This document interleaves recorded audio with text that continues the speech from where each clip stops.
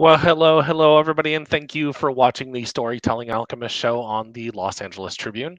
Excited to be here tonight and to talk about the subject that we are going to be speaking about. This is a subject that I've been studying for, 24 years, and my guest tonight has done a lot more research than I have because I thought I've done a lot. But we're going to be excited to have him on the show. So please welcome Dr. Jeffrey Mishlove. Hello, sir. How are you? How's things going tonight? Pleasure to be with you, Jeremy. Yeah, I'm very excited about talk about this topic. And first started reading your book, I started thinking about, oh, this is a book on near-death experiences. But you actually go, this is not a book about near-death experiences. It's a book about um, consciousness after the body has died, and where does consciousness go? And it starts off with an experience you have with your uncle in spirit many years ago. So Yes, it does.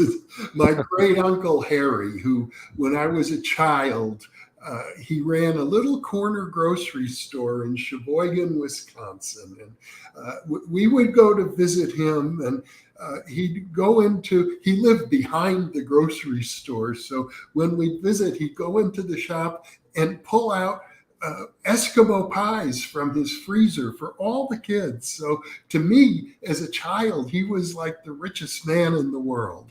And I loved Uncle Harry, but I hadn't had any contact with him probably for 10 years. When I had this dream in 1972, I was already a graduate student, and I had the most powerful dream of my life.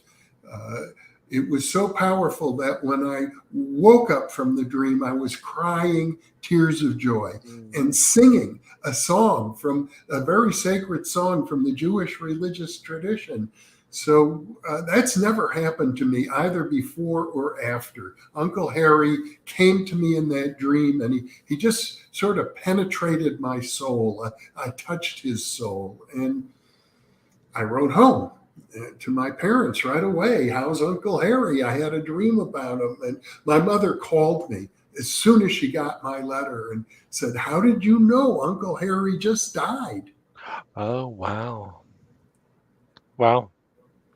So what you just finished graduate school. What was your background prior to this moment? Did you ever Well, have any no, I had not just finished, I was just entering. entering? Oh, wow. Okay. Well, to be precise, I was in my second year of graduate school in criminology. And it was at that point that I realized I like studying human deviance. But what really I wanted to do was study the positive side of human deviance, which for me meant mysticism, psychic functioning, intuition, creativity. And I struggled and struggled for many months. How am I going to do this? Because the university didn't really afford programs in that area. And as a result, I agonized for months and had another dream that led me to a solution in which this dream led me to do what you're doing right now, to pursue a career through, in my case, nonprofit media, the radio. And I volunteered at Pacifica Radio, KPFA in Berkeley, California, where I was living. And within 3 weeks, they gave me my own radio show. I was sitting face to face with world class experts on all the topics that interested me the most. That then gave me the confidence to go back to the university and establish a very unique, individual, interdisciplinary doctoral major in parapsychology. Wow. Like I've never even heard of somebody coming in. You basically kind of created your own degree Yeah. in a sense. Wow. And so you're the only person that's ever gotten that doctoral degree from an accredited university. I mean, That's true to my knowledge, but there are hundreds of people who have done doctoral level research in parapsychology. Their degrees say other things. Yeah. typically psychology or education or philosophy, things of that sort. So basically, the research, your radio show kind of got you and started into the research and the curiosity, um, which I think that's where it starts. I started my show just because I wanted to ask people questions and learn more. And 11 years later, I'm still doing it. So, It's a wonderful profession. I think I've yeah, gained a great deal by pursuing a career yeah. in the media. It's, I think, one of the best ways to approach parapsychology is because you're listening to people constantly. So one of the object of this book is it to show because you've interviewed Joe Gallenberger, you've interviewed you quote Elizabeth Kubler-Ross in here. Elizabeth Kubler-Ross was very fascinated with the mediumship and connecting to the other side, and obviously she's the founder of the stages of grief and the modern day hospice, and Raymond Moody you have in there as well. What is the idea of this to understand what consciousness is beyond physical? Is what I'm understanding. And what brought you to that conclusion? I mean, just years and years of study, or what brought that's Well, obvious. I'm sure years and years of study Yeah, yeah. probably helped because when I started out, like most people, I was a hardcore materialist. I Mm, did an undergraduate honors thesis on the psychology of religious mysticism. I have an undergraduate degree in psychology from the University of Wisconsin. And I began that project with the notion that people who report mystical experiences are clearly having some sort of psychopathology. So I expected that's what I do. I write about the psychopathologies associated with people who think they see ghosts. And as I began studying the literature, even back then in 1969, it became very clear to me that mystical people are some of the highest functioning people in our society. And over the years, I've understood that there is an ancient philosophy. You can find it in almost every culture and even in the modern era called idealism, which suggests that the world is basically mental, not physical. We think it's physical because we can touch and feel and see and hear, but those are all mental properties. mhm. So it makes perfect sense to me when you understand that the universe itself is like the physicist James Jeans once said, it's like a great story, more like than it is like a great machine. And uh, in that context, the survival of the human personality after the body dies is something natural. You could think of it like a snake shedding its skin. The snake doesn't die, it just has a new skin. So with things, there's I'm gonna mess up his name, Brian Wise, and people like that are Newton. I can't think of his name, but Destiny of Souls is the name of the book. They talk about past lives. Yes. What are your thoughts on that? And I know this is a little bit off subject, but it's to me it's in consciousness. No, past Yeah, lives yeah, and reincarnation is very relevant to the yeah. question of personality survival after death. Mhm. It's been researched for the last 50 years at the University of Virginia and elsewhere. And at the University of Virginia, in the Department of Psychiatry, the Division of Personality or Perceptual Studies, DOPS, they have a database of some 2,700 cases of young children who, as soon as they can begin to talk, they start telling their parents that they used to live in another city or village and they had different parents and they had a different name. And researchers love these cases because it's unlikely that the child would have learned all this information since they're so young and they're just starting to talk. And of those cases, there are some, I believe it's 1,700 cases where the information was so accurate that the researchers were able to identify the previous person. So when you look at the enormity of that data, I'd say it's very strong evidence that at least some people reincarnate. Yeah. Well, there's a lot of inspiration. I mean, I've had regressions done myself, but I Mhm. asked that question because I've been questioning the concept of, not that I don't believe that a reincarnation, but I'm like, is consciousness just one super consciousness? And when we die, our personality goes back into oneness with that consciousness. And does that personality reincarnate again in another body, or is it all our experiences we're feeling from the super consciousness, I guess, is Yeah. about food. And I haven't answered that question. That's just me pondering and thinking and processing through stuff. So Well, I like the idea of one consciousness. Researchers sometimes refer to it as mind at large. Some people might think of it as God. But in either way, whether you are religious about it or not, it, it's a good way to explain the afterlife. It's a good way to explain survival. And your notion that you might just die and then merge into that larger consciousness without retaining your individuality, that's an option, I would think.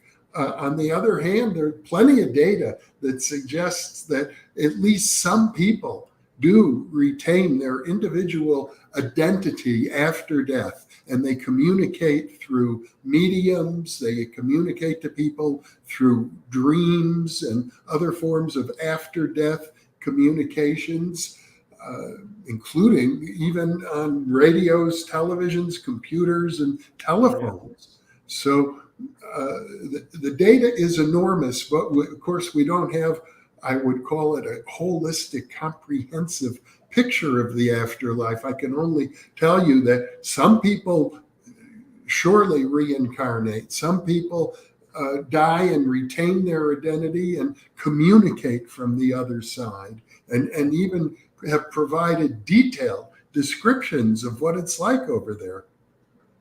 I think it comes down to what Raymond Moody said to me in an interview. He said, unless we can simulate death, we can only go by the accounting and experience of other people. And so even though he had interviewed, like you, many, many people and heard their stories, um, it wasn't necessarily that I mean, he had a very solid understanding of what death looked like. But I think until he had his own near death experience and shared death experience later on in his life, that was, he didn't necessarily couldn't speak from experience. And so we can speculate, and we can use other people's experiences, but we don't necessarily have the answer until we go over there ourselves. Well, So, you mentioned shared death yeah, experience, and that is, you don't have to die to have a shared death experience. yeah, If I had somebody one myself. you Yeah, did, well, tell yeah. me about it. Well, the reason long story, I don't want to take up our interview for this, but it's when my mother transitioned, she was a hospice nurse, but she was in the hospice house, and I was laying on the couch, and I felt my body come up out of my body, like floating above my body, and then um, the nurse came in a few seconds later and said, "Mr. McDonald, your mother was passed." Well, I could hear her almost automatically talking to me, and about a week later, I had an experience with her stepping into my body and saying, "This is what heaven feels like." And I lost all my anxiety and all my pain and all my whatever you go. And I thought it probably lasted 20 or 30 minutes. It probably lasted about 10 or 15 seconds. Um, but it was definitely a major experience, and it's life changing. So So you don't have to die to have yeah, that yeah, of course. experience.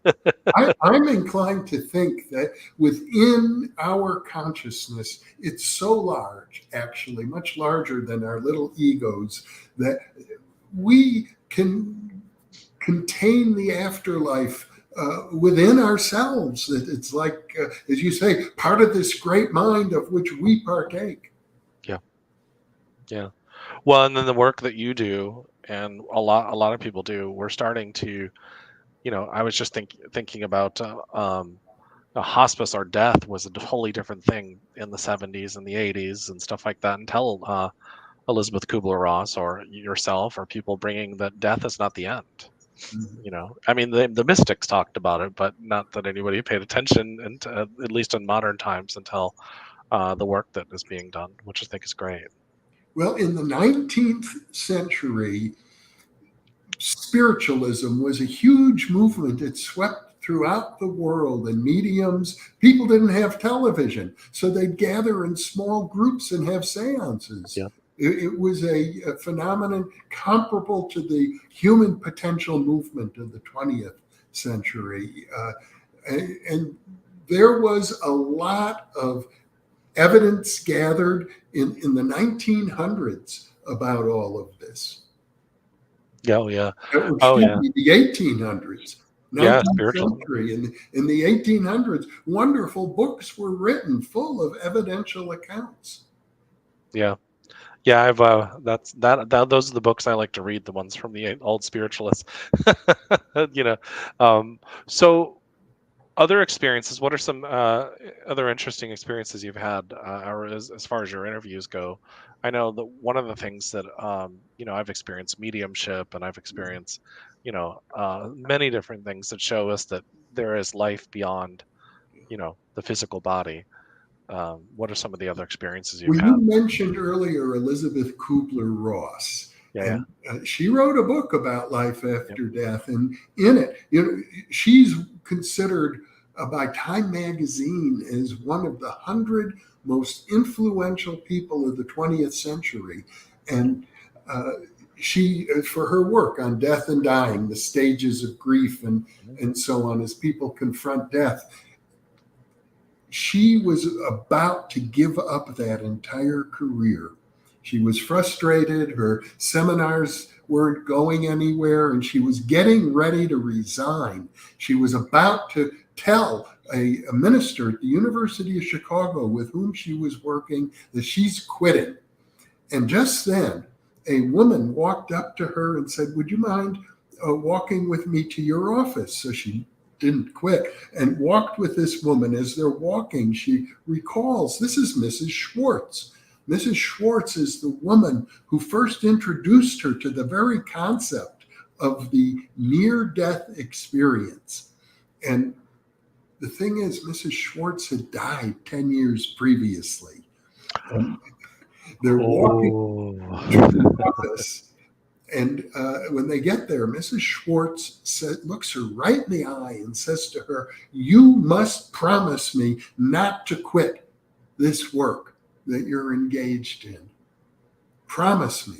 And Elizabeth Kubler-Ross describes it very much the way I talked to you about my dream of Uncle Harry. It was like soul shattering. She looked into her eyes, she said she could see or know all of my thoughts. It was a soul to soul connection. And Elizabeth Kubler-Ross had the presence of mind to say, "Would you mind writing a little note for me about that?" Which Mrs. Schwartz did, and Kubler-Ross promised at that point, and Mrs. Schwartz then left the office. And then Elizabeth Kubler-Ross was stunned at what had just happened. She opened her office door to look down the hallway, but nobody was nobody there. was there. Yeah. And that changed her life, just as my dream of Uncle Harry changed my life. Yeah, how could it not? And it's one of those things. But do you think that one of the things, because you talk about scientism and other things, and in this, because I remember even in the 90s, I couldn't even imagine in the 70s doing this work. But in the 90s, when I first started studying all of this stuff, people would just look at me like I was nuts. But, in 2022, people are a lot more open to it. But I can imagine why she would quit. But even still, there's still people that I run across, they're like, don't even believe in that. And I'm like, how could you not? There's just so much information. And what is it that's keeping people from at least opening their mind up to something beyond? Well, we live in a very materialistic age. My friend James Tunney calls it the dark age of scientism. Ancient Hindus call it the Kali Yuga. It's a dark time. And most people are so enchanted by the world of science and technology that they think that all that exists is the physical world. If it's not physical, it doesn't matter. It doesn't make sense. So, I Mm, mean, it's so deeply ingrained in our language, even things have to matter. They have to make sense, which means that if it's something internal, something intuitive, something that you experience directly, inwardly with your consciousness, well, that's immaterial. It doesn't count. Yeah. Yeah, and I think too that that's one of the things that even blocks them from seeing their own possibilities in their own life or health. Because I've had friends that are holistic physicians and stuff like that, and they're like, I can't convince people that this is good for them, and it's because they're so convinced that they have to take a pill Yeah. in order to get better, and that's treating symptoms as opposed to. But same thing with what we're chatting about. People are so ingrained with their technology and science that they can't see beyond their logical brain, I guess, or the left brain. There's a huge price we pay for the wonderful benefits that science and technology have brought. Right. And that price is the lack of self-knowledge. Yeah. Sorry, I was just reading one of the comments that's coming in and says, I know something really special must be happening now because both my daughters, 40 and 32, that have never had any interest in spiritually are now subtly into crystals and tarot. Very cool. So, yeah, absolutely. And people are opening up to different things. And, like I mentioned earlier, I was using a pendulum 25 years ago in front of a friend of mine, and he just rolled his eyes at me. But My own relatives still do that. oh, really? No matter how much. What's the old quote that says, "For those that believe, no evidence is necessary, and for those that don't, no amount of evidence is going to be good enough." Well, there So, you have it. It seems to be the case, but at the same time, humanity as a whole is in a crisis. For the first time in some 30,000 years or more of modern human history, we have the capability of destroying ourselves as a species. That means we really have to wake up. yeah, yeah, we do. So, what do you think is the steps, based on your research? What are some of the steps? When you first started your research, you had this experience. Was it even easy for you to switch? I mean, you had the experience, but was there still blocks in your own understanding, and you're like, that can't be true? That kind of stuff. Did you Well, go through that? sure. I'm still learning every day. Yeah. And then how did you overcome this block? Just continue forward? Is that I've been meditation? blessed by Yeah. being able to have conversations like this with the most prominent researchers and writers and trainers and teachers and uh, intuitive practitioners. So I think just the constant interaction with these people over half a century has kind of bit by bit opened me up. Very cool. Very cool. So where can they find your book? Well, let Is me that be clear. You're referring to my essay. It's not a book. oh It's yeah, the 100 essay, sorry. pages, Yeah. but it won the grand prize of the Bigelow Institute essay competition, and it's on the website of the Bigelow Institute. You can go to bigelowinstitute.org. There are 29 essays that received awards, and they're all online there. Okay, yeah, and it's just for everybody to know, it's called Beyond the Brain: The Survival of Human Consciousness After Permanent Bodily Death. That's it. So you know where you're going to look for it. So, Yeah. um, and I just asked that question because this research is something that, um, there's a lot of great information here, guys. I mean, there's and interviews. He's put together different interviews with different people, and they're with the links to those interviews as well, which I think is great because people can do their own research. Yeah. I host a YouTube channel. It's called New Thinking Aloud, ALLOWED. And your listeners can go to newthinkingaloud.com if they like. There are some 1,500 video interviews that I've uploaded to that channel. I like that, New Thinking Aloud, and I'm going to drop that into the comments, everybody, just so you guys can have that and go and subscribe to his channel. And so, what is some last minute things that you would like to tell the audience that maybe we haven't discussed that would be important for them to understand? Oh, there is so much. That's why I That's a put up loaded question. 5 videos, 4 to 5 videos every single week.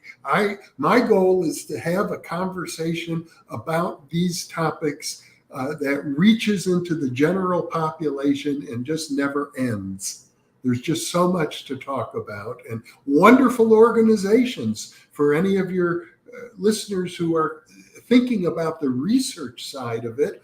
There's the International Remote Viewing Association. There's the Parapsychological Association. There's the International Association for Near Death Studies. There's the Society for Scientific Exploration, where researchers come together in these and other organizations as well. There's actually a connection between UFOs and the afterlife. Uh, that I focus on. I think it's very significant.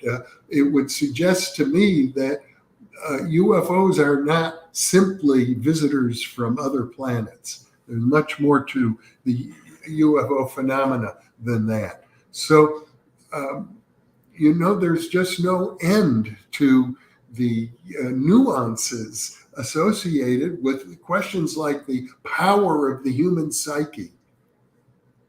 Yeah, and I think it really comes down to there's just when you think about exactly what you said, consciousness, human psyche, there is just so much involved.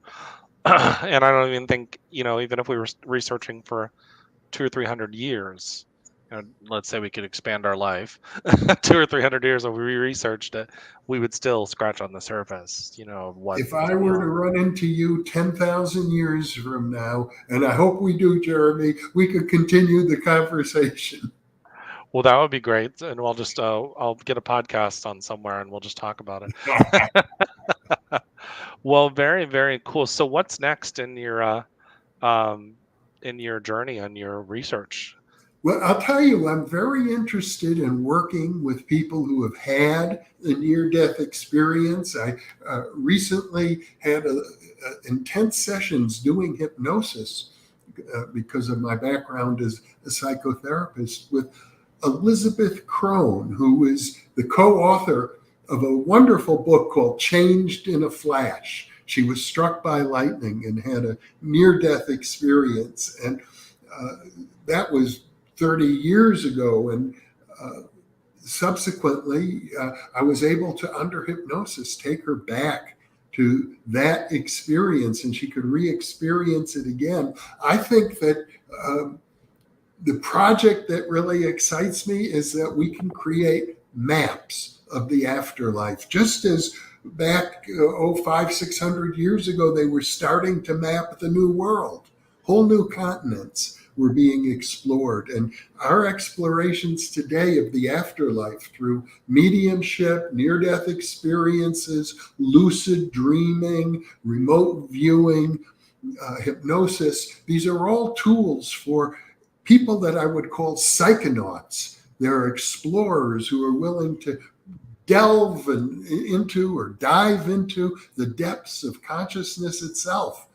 And frankly, that's where the afterlife exists. It's deep within consciousness. And we can begin to map out these realms, as I say, just as people mapped out new continents 600 years ago. Wow, you had me at psychonauts because I've always said that consciousness is the final frontier, not Star Trek. Yeah, So because there's just so much in that conversation. So, exactly. well, this has been great, and I can't wait until you map out consciousness and we can talk about that because I can't wait to see what you come up with that. But very cool, and everybody definitely, that's the Bigelow Institute, right? Bigelow. And Bigelow Institute, and everybody go check out his um, essay, Beyond the Brain: The Survival of Human Consciousness After Permanent Bodily Death. Also check out his YouTube channel, New Thinking Aloud. So that's you can just type in New Thinking Aloud. It just pulled up for me, so not very hard to find. It's also in the comments, and so This has been great. And so next week I have Raven Tallis coming on talking about empath development. So that should be a great show. And everybody have a wonderful, wonderful week. Much love. Peace.